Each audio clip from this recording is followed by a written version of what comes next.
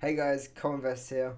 So in today's video, we're going to be showing you how I find fix and flip properties or BRRRR properties, buy, refurb, rent, refinance, or buy, refurb, refinance, rent, depending on if you have a lender that can refinance before you can rent or not. Section 8 Tools has them lenders in the vendor list, so you can find them.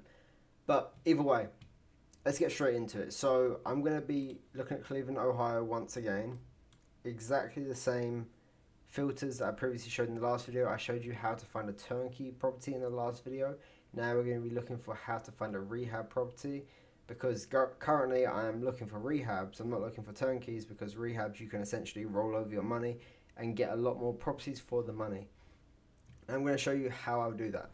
So first of all, I'm basically looking at the price and the property, and if it's like a very high price, so like 140k for this house, we can clearly tell it is turnkey. So this one, 115, it possibly isn't turnkey. It could be that a turnkey in this zip code is worth like 200k. So you just skim through the pictures and look. So it is turnkey. So it's not even worth wasting our time. It's possible that this could be a very light rehab and it may ARV at 200k. Like that is always possible. So it's always worth checking out. But I'm not gonna waste my time on that one. This is once again like it is turnkey, but you could improve it quite easily. And I'm looking for properties which simply need cosmetic work. So they already have their hot water tank, the AC, the furnace, the roof is in okay condition. I'm looking for something which I can just cosmetically fix up. I don't want like a gut rehab or a full rehab. I will fix up a roof, like I said, I want good condition, but I will fix up a roof. But I don't want to have to fully replace anything, since I'm early doors into this. I'm not like a seasoned fix and flip investor or anything. So I'm looking for cosmetic work at the start. So if we can skim through this picture, there's no interior pictures, so it's a waste of our time. 145, this is probably turnkey or close to turnkey. Yeah, turnkey. 145 again. 190, this could be okay, but there's no pictures. So this is what we're going to keep doing. We need properties with pictures. If they don't have pictures, it's not worth our time. And this is probably turnkey. Nice new roof.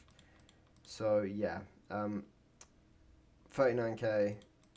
I've hearted this. I haven't actually comped this yet. I haven't comped anything from today's. I've just hearted things. So the first thing I'm gonna do is click it and look at the area. Again, I stay away from East Cleveland. There isn't going to be many comps in this area, I would assume.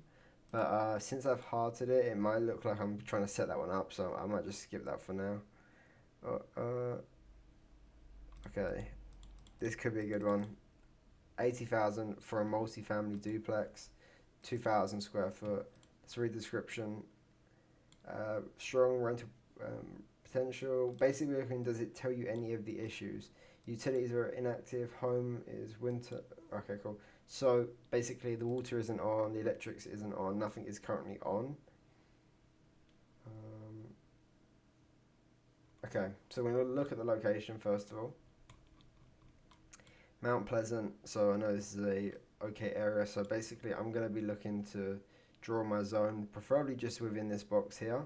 So what we're going to be doing is looking for comparables, so like other properties which are very similar, so we can get an idea of what the property will be worth after we fixed it up. That's what we're essentially doing here.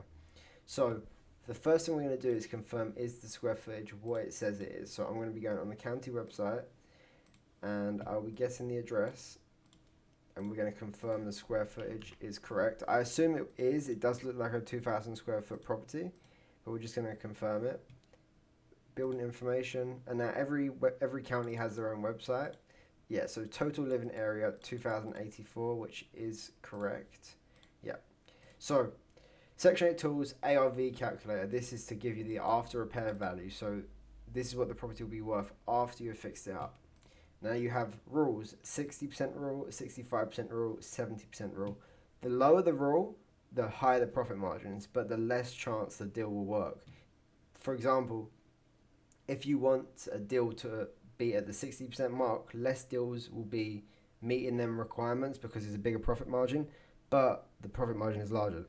And essentially how this works is your purchase and your rehab is no more than 60% of the ARV. So if the ARV is 100k, if the property will be worth 100k after it's fixed up, what that means is, for example, your purchase could be 40,000 and then your rehab could be 20,000.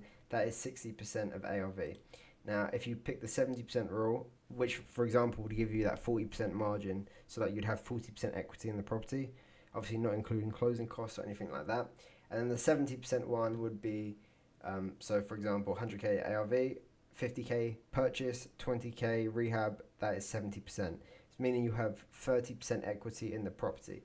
Now, if you're trying to refinance and pull out your original, like the full amount, and even make a little bit of profit on top, 60% is the way. 60 to 65, 70% is okay if you have a bit more money, but if you're just rolling money over and over again, you're looking for 65 to 60. So the only thing that matters is the square footage and the price. So we're going to put the square foot in. This is the potential property you want to buy. We're going to put the square foot in. We're going to get the price. I'm sure you can find other ARV calculators for like free versus paying for something, but Section 8 Tools is now monthly. It's not a one-time fee anymore. It previously was 3,000 lifetime access, but now it's 197, I think, per month, and you get everything: video courses, you get all of this stuff. You can see course guides, you get everything. Yeah, so now we're going to be looking at a comparable. So this is where we put the properties in for comparison. First thing you want to do is find the location, so we know it is next to Mount Pleasant right here. We're going to open a new Zillow tab, and we're going to find Mount Pleasant, which is right here, and this is where the house is. It's within this zone. Now, you are basically following the roads. You don't want to cross main roads. I know that this darker one might look like a main road, but this isn't going to be a main road. So either way, we'd prefer to stay within this box. As we can see, this is like a little neighborhood. The box can't be 1 mile away from the property. So for example, if the property is here and this is like 1.5, we're going to have to decrease it to like here. And don't want to cross main roads, don't want to cross railway tracks. For example, right here, there's a railway. This side could be very expensive houses. This side could be very bad area. So you wouldn't want to draw the zone like this. You'd just be drawing it. If it's on this side of the railway, you'd be cutting off here. If it's on the top half of the railway, you'd be cutting off here. Don't cross railways. Don't cross rivers. Preferably don't cross like main roads, like motorways like this. We can cross this. Like we could technically, if it was like here, we could technically, I guess, go up here. But yeah, that's the zone. Now we're going to change it to sold, because we're looking for properties which have sold. Increase the purchase price.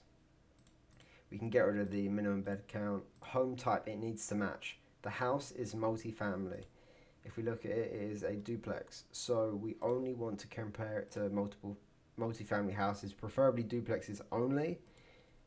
You go more now, scroll down to the bottom, in the last 12 months. The comps need to be in the last 12 months. What we're doing here is we are essentially copying what an appraiser would do, and we're trying to appraise the property ourselves like an appraiser.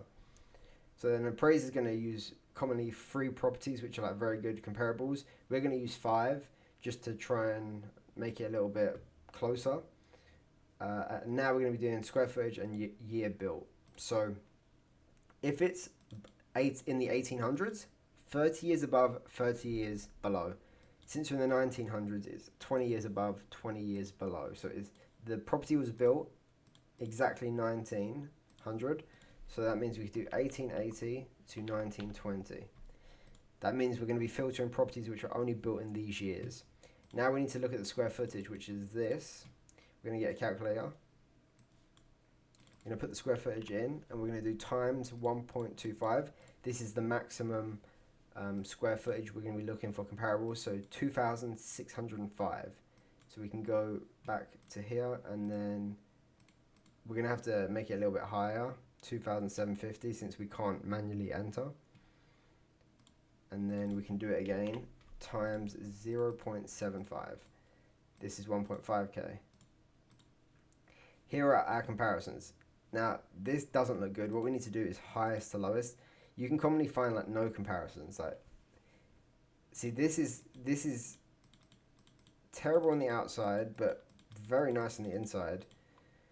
Problem is, there might not be any other rehabbed properties, which there isn't. We can see like all of these properties are kind of destroyed and not rehabbed. So we only have like one comparison, which we need a minimum of 5. If there's not 5, we can't even, like, we have to skip the property. But it could be the case that we can increase our zone depending on how many miles away we are. So we click directions, we click up here, 1.1 miles. So we can't increase on the left at all. We may be able to go over here. Yeah, we can go over there, and we could go down. So I don't like to really do this. I like to stay in neighborhoods, but we will do it for this example. We can go like this, I guess. This is not my preferred method, but I'm just showing you guys. Okay, so you can see now we have more comparisons.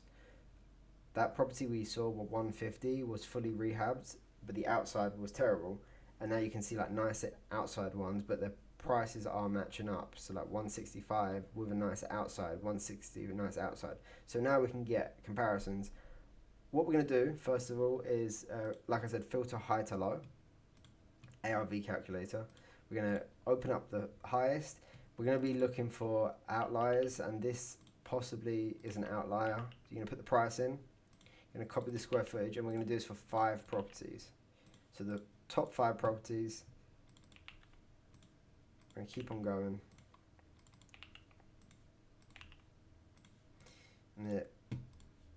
And commonly, like I said, you have to skip properties because there isn't enough comparisons, but this one seems like there may be enough. And once again, this is a bit of an older interior, so your one probably would appraise higher than this.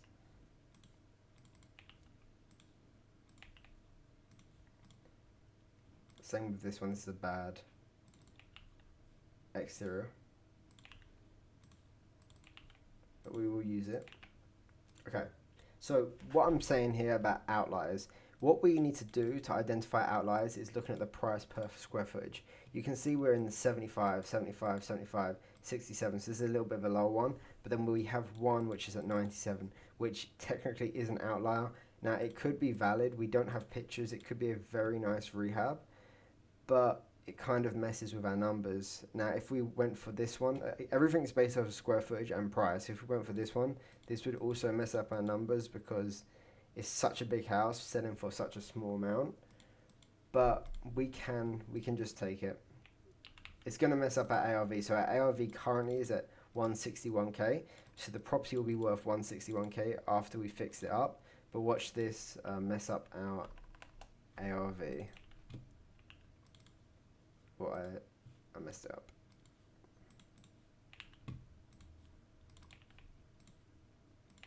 We're going to nab it like 140 probably. Yeah, 146. So we just lost like 15,000 because of... and like I said, like this is the lowest price per square footage, so it's not really a good comparison. Preferably like, even this would be better. I would just take this one instead. Because it's still... We're 400 square foot smaller now, and it's relatively the same price. And I'm sure your rehab property would look nicer than that. Okay, so 152. This is a pretty realistic number. So this is what the property will be worth after we've fixed it up. Now we're buying this property for 80,000 at asking. Obviously, we won't be paying asking. You're always going to get a discount on these properties. You can get a massive discount on these properties commonly.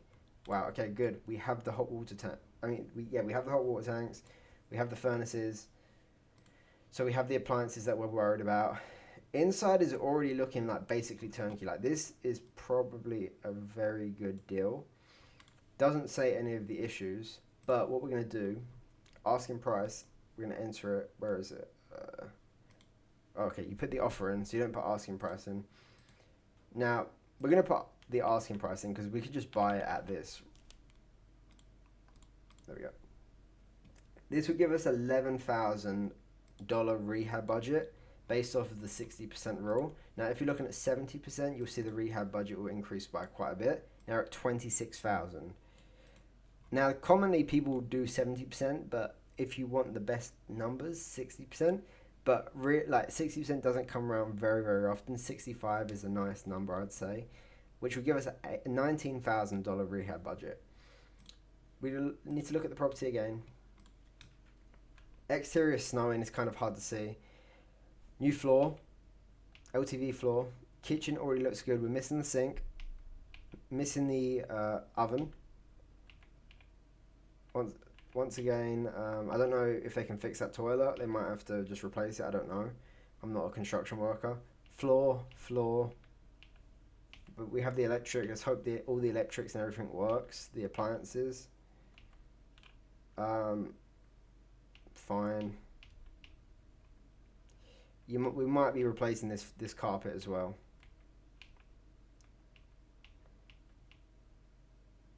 Yeah, I don't know what's going on in that bath. That bath might be gone. Maybe honestly just remove it and put a shower there. And then this room clearly needs a little bit of work. My point is, if there is no major issues like structural issues, roof issues, appliance issues, 28,000 on the 70% is without a doubt insanely good. We can fit that. 19,000, I'm sure we could fit it as well at the 65% margin. But if we went for the 60 and then offered them 70,000, which I'm sure we could get for 65, honestly. But let's say we go for 70,000, we have a $21,000 rehab budget at 60% margins, which means this is an insane deal. So ARV would be 152. This is how you'd work out your profit margins, not including like closing costs or loan interest or anything like that. You would do the ARV divided by 100. And again, I believe we'd get a lot more than this amount. I do think we could probably be in the 165, quite realistic, but we always want to be safe versus overestimate, because most of them comps weren't fully rehabbed. So if we divide this by 100 and then we could times it by 60, this is what we'll be all in at. So this is the money we're going to be spending in total if it's the full rehab cost. If you get it cheaper, we're going to have even bigger profit margins.